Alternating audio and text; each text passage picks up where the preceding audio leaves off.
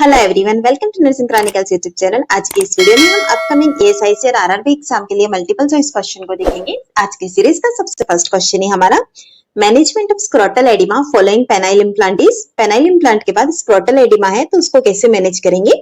Option A cold application, option B Trendelenburg position, option C maintain intake and output chart and report to physician, option D elevate the scrotum using a soft support. Correct answer रहेगा हमारे यहाँ पर option D elevate the scrotum using a soft support. चलिए अब हम इसका rational देखेंगे।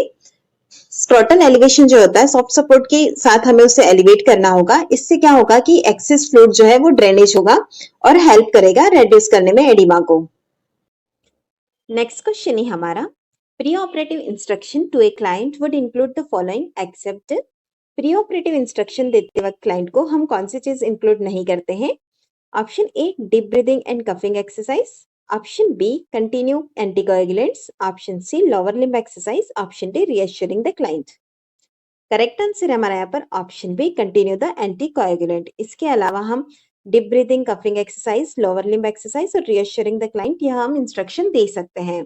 जब भी किसी पेशेंट का सर्जरी होने वाला होता है तो उससे पहले हम जो एंटीकोएगुलेंट रहता है उसको डिसकंटिन्यू करते हैं। अगर हमने डिसकंटिन्यू नहीं किया और कंटिन्यू किया उस ओरल एंटीकोएगुलेंट को तो उसकी वजह से प्री प्रोसीजरल पीरियड के अंदर रिस्क ऑफ ब्लीडिंग के चांसेस इंक्रीज हो जाते हैं। नेक्स्ट क्वेश्चन है हमारा a patient is scheduled for dilatation and curettage procedure which nursing intervention is most important to note for this patient. एक पेशेंट को शेड्यूल किया गया है डायलिटेशन एंड क्यूरेट्स के लिए जिसे कि शॉर्ट में डीएनसी बोलते हैं। इस प्रोसीजर के लिए कौन सा ऐसा नर्सिंग इंटरवेंशन होगा जो कि सबसे इंपॉर्टेंट है। Option A, the patient's pelvic pain is relieved. Option B, the patient can empty her bladder. Option C, the patient can eat without nausea. Option D, the patient's perineal pad has been changed. Correct answer है हमारा यहाँ पर option B, the patient can empty her bladder. D and C procedure से पहले हम patient को जो होता है ब्लैडर एम्प्टी करने को बोलते हैं। उसका रीजन क्या होता है to minimise the risk of injury to the bladder during the procedure. During the procedure जो है वो ब्लैडर को इंजरी नहीं हो जिसका कि रिस्क मिनिमाइज हो जाता है। इसी के साथ ही अगर ब्लैडर फुल होगा तो वो डिस्कम्फर्ट करेगा पेशेंट के लिए during the procedure. Next question है हमारा which of the following complication require immediate attention in a patient who underwent prostatectomy. Prostatectomy के बाद ऐसा कौन सा कॉम्प्लिकेशन है जो कि रिक्वायर करता है इमीडिएट अटेंशन को। Option A abdominal pain, option B haemorrhage, option C oliguria, option D urinary incontinence. Correct answer रहेगा हमारे यहाँ पर ऑप्शन बी हेमरेज। प्रोस्टेक्टोमी यानी कि रिमूवल ऑफ प्रोस्टेट। इसके अंदर हमें अगर हेमरेज का कंडीशन दिख रहा है आफ्टर सर्जरी तो हमें यहाँ पर इमीडिएट अटेंशन देने की जरूरत है क्योंकि हमें प्रिवेंट करना होगा सिग्निफिकेंट ब्लड लॉस को। नेक्स्ट क्वेश्चन है हमारा which of the following is an action of codeine. निम्न में से कौन सा कॉडेन का एक्शन है। Option A relieving discomfort, option B dilating the bronchi, option C suppressing coughing, option D reducing inflammation. Correct answer है हमारा यहाँ पर ऑप्शन सी सप्रेसिंग कफिंग। बात करते हैं हम यहाँ कॉडेन की तो कॉडेन जो होता है उसका ड्राइंग इफेक्ट देखने को मिलता है हमें रेस्पिरेटरी ट्रैक्ट के ऊपर जो कि हेल्प करता है टू एलिविएट कफिंग। लेकिन कॉडेन जब भी लेते हैं तो उससे डिपेंडेंसी होने के चांसेस बढ़ जाते हैं, इसलिए कॉडेन को विदाउट एचसीपी प्रिस्क्रिप्शन नहीं दिया जाता है। नेक्स्ट क्वेश्चन है हमारा which of the following is the best method to assess for haemorrhage in a client who underwent thyroidectomy. एक क्लाइंट है जिसका कि थायराइडेक्टोमी हुआ है, यहाँ पर कौन सा ऐसा बेस्ट मेथड रहेगा इसके हेमरेज को असेस करने के लिए। Option A check blood pressure hourly, option B assess the client for frequent swallowing, option C roll the client to side and check for the bleeding, option D place a hand under the client's neck and shoulders to feel bed लिनेंस।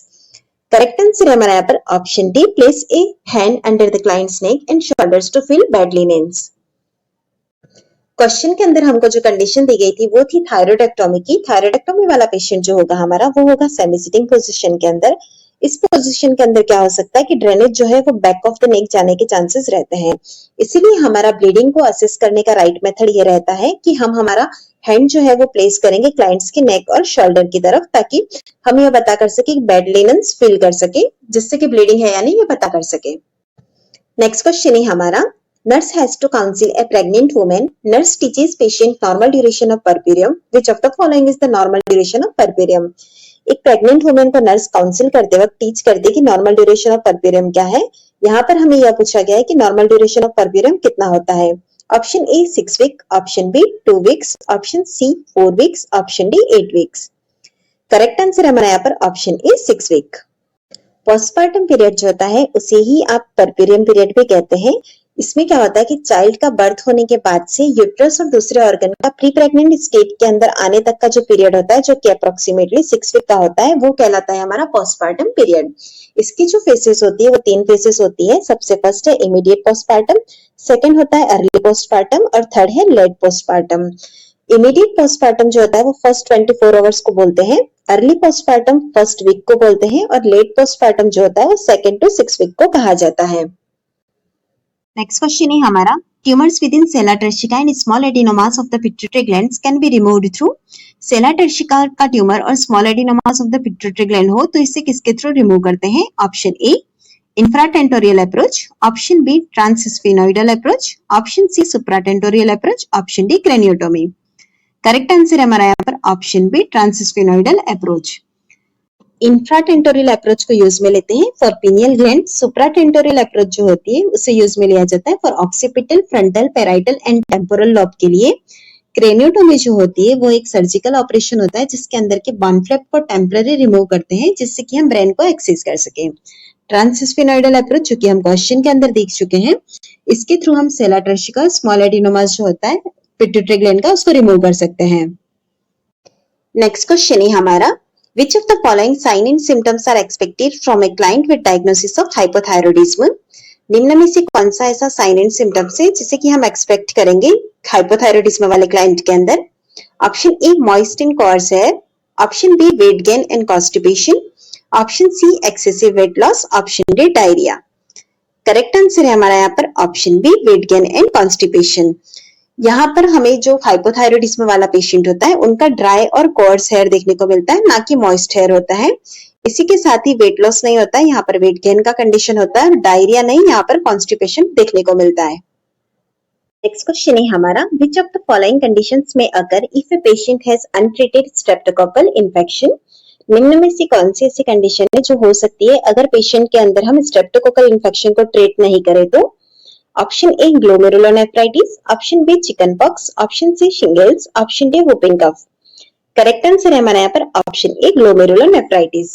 Streptococcal bacteria जो होते हैं जिसके अंदर की sore throat या impetigo जैसी condition develop करते हैं, इससे थ्रोट और स्किन के अंदर इन्फेक्शन होता है जिसके अगेंस्ट इम्यून सिस्टम जो होता है एंटीबॉडीज प्रोड्यूस करता है इन्फेक्शन से फाइट करने के लिए। यह एंटीबॉडीज जो होती है वो मिस्टेकनली अटैक कर देती है ग्लोमेरुलाई को और डेवलप होता है ग्लोमेरुलोनेफ्राइटिस का कंडीशन। नेक्स्ट क्वेश्चन है हमारा, to sterilise disposable syringes the method of sterilisation used is. Disposable syringe को स्टेरिलाइज करने के लिए कौन सा मेथड ऑफ स्टेरिलाइजेशन यूज में लिया जाता है? Option A autoclave, option B boiling, option C UV radiation, option D gamma radiation. Correct answer रहेगा हमारे पास option D gamma radiation. Disposable syringes को जब भी स्टेरिलाइज करना होता है तो gamma radiation sterilisation method use में लेते हैं। इसके थ्रू सिरिंज के अंदर जो भी माइक्रो ऑर्गेनिज्म प्रेजेंट होते हैं उनको इफेक्टिवली किल किया जाता है। नेक्स्ट क्वेश्चन है हमारा, all of the below are signs of cardiopulmonary arrest except. नीचे दिए गए सारे कार्डियोपल्मोनरी अरेस्ट के साइन है सिवाय एक के। Option A constriction of pupil, option B dilatation of pupil, option C immediate loss of consciousness, option D absence of pulse. Correct answer है हमारा यहाँ पर option A constriction of pupil. Constriction of pupil जो होता है वो cardiopulmonary arrest का sign नहीं है, यह साइन हमें देखने को मिलता है ओपियोइड पॉइजनिंग के अंदर। इसके अलावा कार्डियोपल्मोनरी साइन की बात करते हैं तो वहां हमें देखने को मिलता है dilatation of pupil, immediate loss of consciousness और absence of pulse. Next question है हमारा, which of the following is an indication for bag valve mask ventilation. नीचे दिए गए में से कौन सा इंडिकेशन है बैक वाल्व मास्क वेंटिलेशन का? Option A meconium stained delivery, option B diaphragmatic hernia, option C babies apnoeic with heart rate less than 100 beats, option D good respiratory efforts eight birth with heart rate of 120 beats. Correct answer है हमारा यहाँ पर option C babies apnoeic with heart rate less than 100 beats. As per guideline जो होता है bag and mask ventilation indicate करता है कि हमें बेबी जब एपनिक है और heart rate less than 100 beats है तो वहां पर बैक एंड मास्क वेंटिलेशन देना है। इसके अलावा मेकोनियम स्टेंट डिलीवरी और डायफ्रामेटिक हर्निया के अंदर back valve mask ventilation contraindicated होता है। लास्ट ऑप्शन में हमें दिया गया है कि गुड रेस्पिरेटरी एफर्ट से और हार्ट रेट भी 120 बीट से, तो यहाँ पर भी इस बैग एंड मास्क वेंटिलेशन की जरूरत नहीं है क्योंकि यह एक गुड साइन है।